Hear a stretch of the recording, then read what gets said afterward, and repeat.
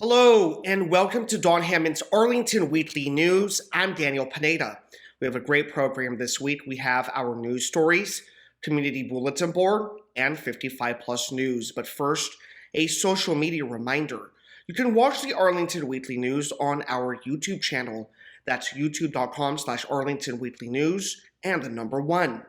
Also on Facebook and WERA 96.7 FM. And now on to our first news story for this week. As usual, we consulted the Arlington County government website for the latest COVID-19 updates, but found that the quick link had been removed from the top of the page. It is now necessary to do a specific search for COVID-19 information. The Virginia Department of Health page provided the following data.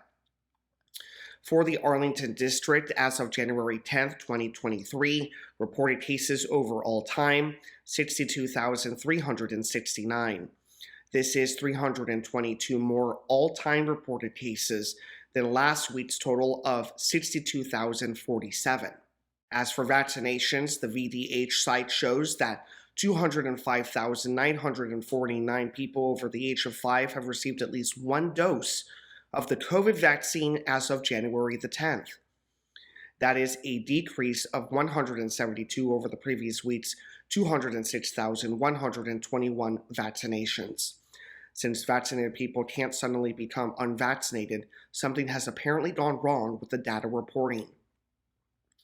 Visit vaccines.gov for appointments through pharmacies and other medical providers in and around Arlington County. You can find COVID testing locations convenient to you by visiting VDH's test site locator. Get tested if you have symptoms of COVID-19 before large gatherings and after spending time in a crowd. Learn more about the county's COVID-19 response at arlingtonva.us/COVID-19. Arlington County Parks and Recreation has released the results of their Forestry and Natural Resources Plan engagement. Responses included 1,130 pop-up engagements, 429 online questionnaires, 1,161 online comments, 998 online edits to draft documents, 366 QR code sign stands, and 93 virtual open house participants. The participant languages reported were 83% English, 17% Spanish. No other languages were listed. A question was posed: how should Arlington invest in the future of tree and natural resources? The top priorities chosen were developing specific plans for meadows, streams, and related resources, ensuring that there are meaningful standards for public spaces, developing tools and benchmarks to improve tree equity, tagged comments in order of preference included less impervious space, more green space, don't cut trees, plant more trees, protect living things, wildlife, ecosystems, biodiversity, minimize development, focus on maintenance, equitable, equity, focus, address flooding, stormwater, erosion.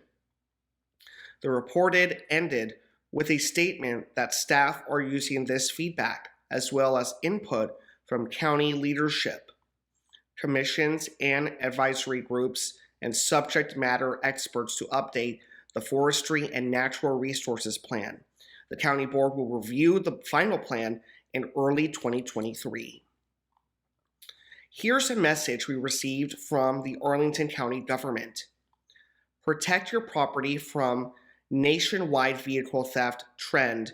In December, officers arrested and charged 4 individuals after recovering stolen vehicles which had their steering columns damaged in order to bypass the ignition.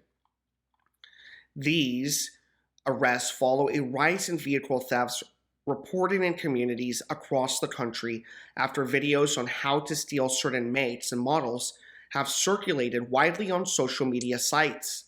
The Arlington County Police Department is sharing information regarding these thefts and steps motorists can take to help protect their property. At approximately 7:29 p.m. on December 19th, police received an alert for a stolen vehicle and located it parked and unoccupied in the 1600 block of South Hayes Street. During the course of the investigation, officers determined 3 additional vehicles in the parking lot were also reported stolen. Officers approached a group as they returned to the vehicles and the group ran. A foot pursuit was initiated and officers detained 6 individuals. Based on the investigation, 4 of the individuals were arrested and charged. Isaiah Johnson, 18 of Washington, D.C., was arrested and charged with grand larceny of a motor vehicle and possession of burglarious tools. Malik Blocker, 19 of Temple Hills, Maryland, was arrested and charged with unauthorized use of a vehicle. Xavier Mitchell, 18 of Laurel, Maryland, was arrested and charged with unauthorized use of a vehicle and receiving stolen goods. Marquise Hale Storks, 20 of Washington, D.C., was arrested and charged with unauthorized use of a vehicle and possession of burglarious tools. Reported incidents indicate suspects force entry into vehicles by smashing a window. Once inside, they bypass the ignition and start the vehicle after removing the steering column. Involved vehicles commonly include Hyundai and Kia models made between 2011 through 2022, which do not have push-button starts and use a traditional turnkey ignition. Crime prevention tips. Property crimes, such as motor vehicle theft and larcenies from auto, are often crimes of opportunity. Regardless of vehicle make and model, police recommend following the below tips to help keep your vehicles and property safe. Use a steering wheel or pedal locking device. Consider aftermarket alarm systems or anti-theft devices. Park in well-lit areas and activate exterior lights at your home. Remove valuables from your parked vehicle. Close and lock all windows and doors when you park. Double-click the lock button on the key fob to receive a confirmation beep, chirp, or pull on the door handle to verify it's locked. Do not leave your keys, key fobs, or valet keys in your vehicle. This includes keys to a secondary vehicle. Keep information such as the make, model year, license plate, and VIN, vehicle identification number, easily accessible in the event your vehicle is stolen. Participate in the 9 p.m. routine and encourage your family, friends, and neighbors to do so too. Report criminal activity to police for investigation. Arlington County police officers proactively patrol Arlington's neighborhoods to identify and prevent criminal activity. The department's efforts are enhanced by the active involvement of members of the public. Common suspicious activity in auto-related crime cases include observing individuals, looking into your or your neighbor's cars, individuals walking down the street and trying multiple vehicle door handles, and vehicles with open doors with the interior dome lights on. Community members observing criminal activity should contact the Emergency Communications Center at 703-558-2222. If you see a suspect in your vehicle, do not approach them and dial 911 immediately. Here is a reminder about snow in Arlington. First of all, Arlington snow removal trucks only plow Arlington streets when there's an accumulation of 2 or more inches. Plowing anything less would damage road surfaces and equipment. The county's snow removal ordinance requires all property owners to clear snow and ice from public sidewalks adjacent to their property within 24 hours after the end of a storm for snowfalls of less than 6 inches or 36 hours for snowfalls greater than 6 inches. There are also other ways to help. Coordinate with neighbors to park cars on one side of the street where feasible, and avoid on-street parking on narrow roads so that plow operators can efficiently clear a wider span of roadway. Avoid parking head-in on cul-de-sacs in order to allow plows more room to maneuver. Clear sidewalks, fire hydrants, and storm drains. Toss the snow toward buildings and not the street. However, it's a good idea to wait for the plows to come before you clear the snow in front of driveways, which minimizes the amount pushed back by plows. If you can, stay home or use mass transit to reduce the number of potentially stranded vehicles. Apply only the recommended minimum of chemical de-icers on sidewalks and driveways. And finally, stay connected through the county's Snow and Ice page and the Environmental Services social media platforms for updates on snow phases, transportation, trash collection, and other important notifications. Here's something nice. Scores of Arlington students now arrive fired up for class aboard the Yellow Fleet's first electric school buses. With the post-holiday return to school for 2023, the county and Arlington Public Schools have put into service the first 2 of 3 Thomas-built emissions-free and almost noise-free battery electric school buses. The battery electric school buses purchases were made possible by a $795,000 Clean School Bus Program grant from the state. 19 Virginia districts received such funding in 2021. Each new Arlington bus replaces one with a diesel engine and is expected to log a typical 8,000 miles annually. The county's Department of Environmental Services Equipment Bureau, located at the Trades Center in Shirlington, services Arlington Public Schools' entire fleet of vehicles, including 190 school buses, and the county government's entire fleet as well. Following delivery in early November 2022, drivers and mechanics received vendor training on the first 2 battery electric school buses, which are supporting Arlington Public Schools' special needs population and can carry up to 38 students. The 3rd battery electric school bus is expected to arrive by the end of January. Officials will study data, driving, and service experiences with the new vehicles to explore possible expansion of the battery electric school buses inventory. Arlington County is recognized as a leader in environmental sustainability efforts. This month, Arlington announced that it had achieved its goal of 100% renewable energy use at all county facilities 2 years ahead of schedule. Next up, the Arlington County Fire Department has announced the hiring of Jason R. Jenkins for the position of Assistant Fire Chief. Chief Jenkins has over 26 years of experience in fire and emergency medical services, serving most recently as an Assistant Fire Chief with the Fairfax County Fire and Rescue Department.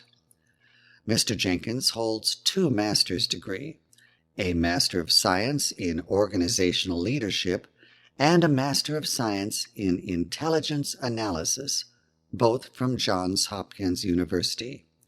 He also holds an Executive Certificate in Public Leadership from the Harvard Kennedy School and is a graduate of the Homeland Security Executive Leaders Program from the Naval Postgraduate School. Additionally, Jenkins is a certified public manager from George Mason University and a graduate of the Leadership Fairfax Institute. Jenkins has earned such professional designations as MIFIREE from the Institution of Fire Engineers and the Chief Fire Officer, Chief EMS Officer, Chief Training Officer, and Fire Marshal from the Center for Public Safety Excellence. Mr. Jenkins's professional experience includes the following local, regional, and state appointments. Past Plans Manager for USA 1VATF1 Urban Search and Rescue Team. Office of Foreign Disaster Assistance and Federal Emergency Management Agency. Past gubernatorial appointment to Governor Terry McAuliffe's EMS Advisory Board. And past chair of the Metropolitan Washington Council of Governments Fire Chiefs EMS Subcommittee. That's enough news for this week. Now it's time for Community Bulletin Board, or CBB. Hi, and welcome to CBB. Our first CBB event comes from the Arlington Public Library. It's called Kids Club at Central.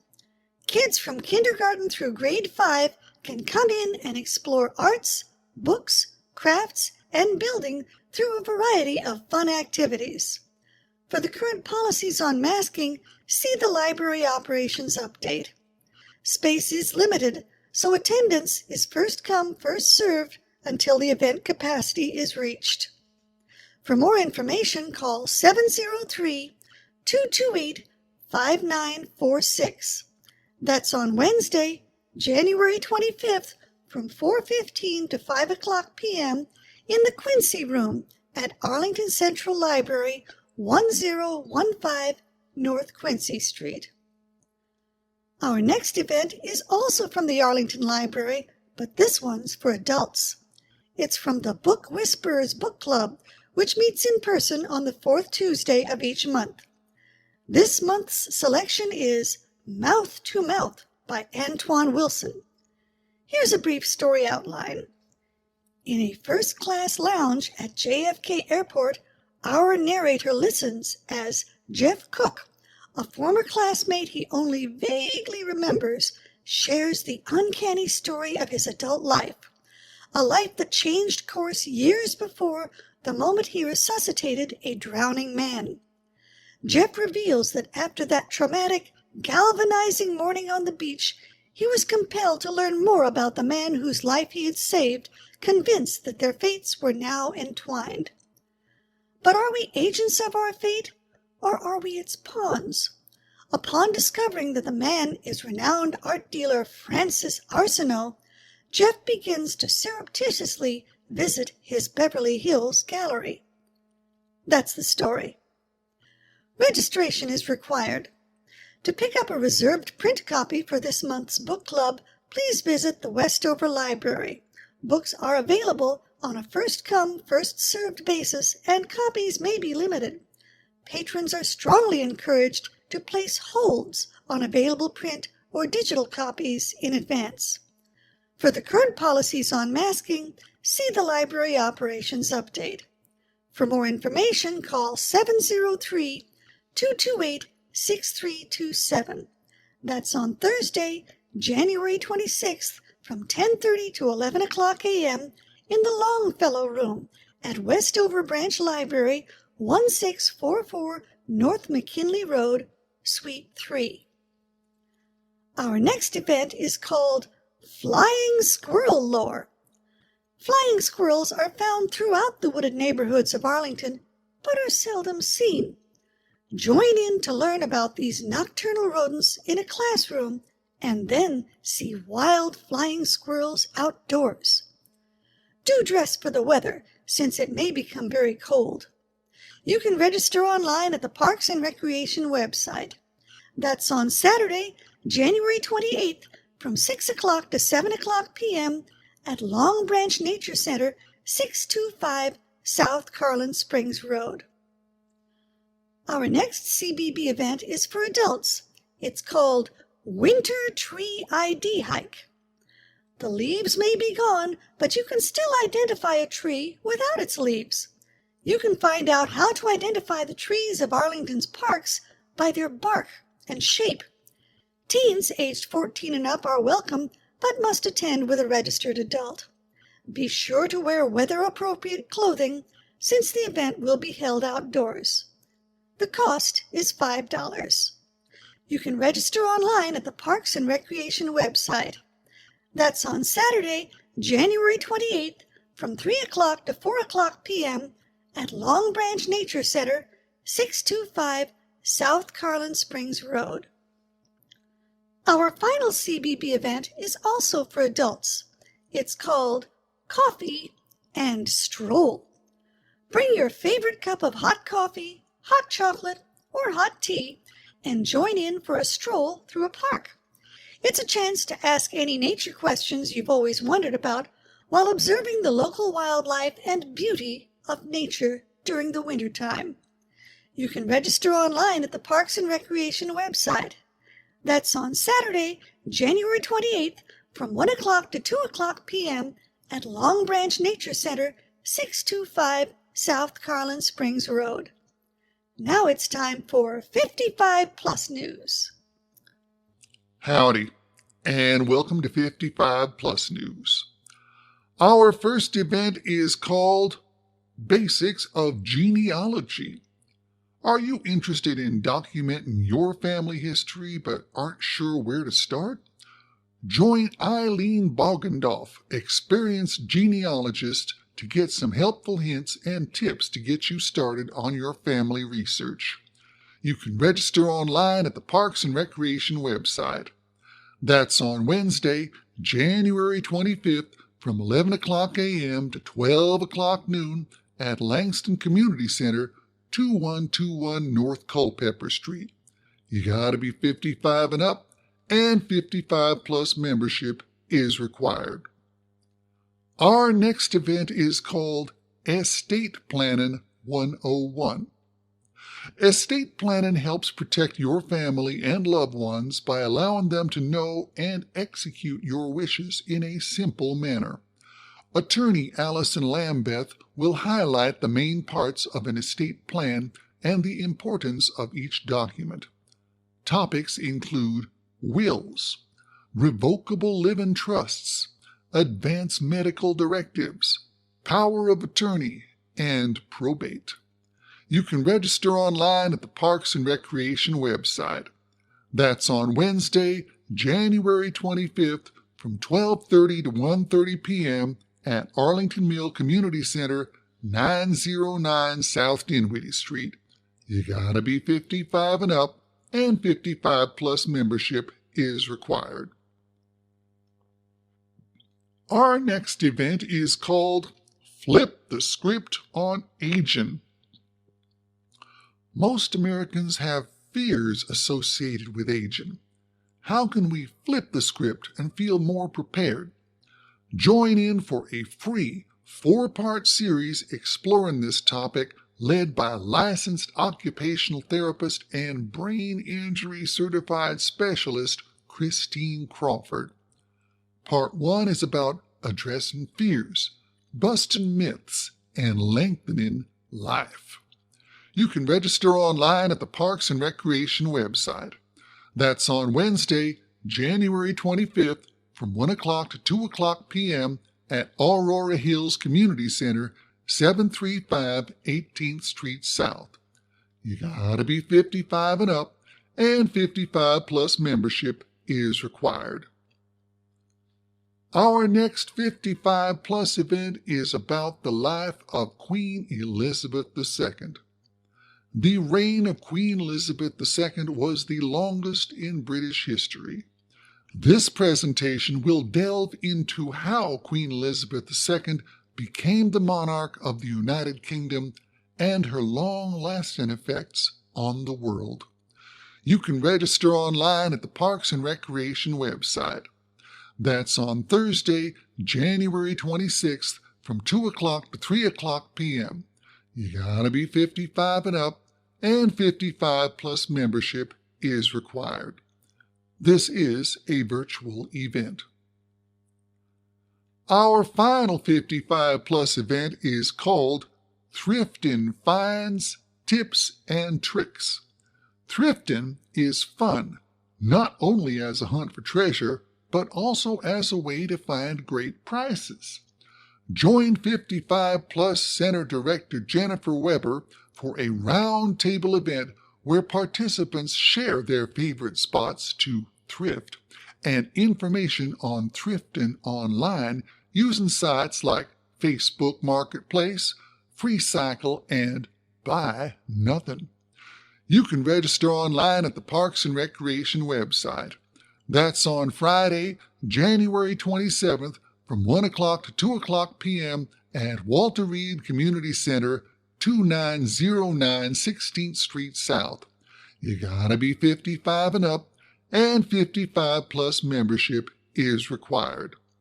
Anyway, that's all I got for 55 plus news. And now some very unusual commentary. Times change. People change.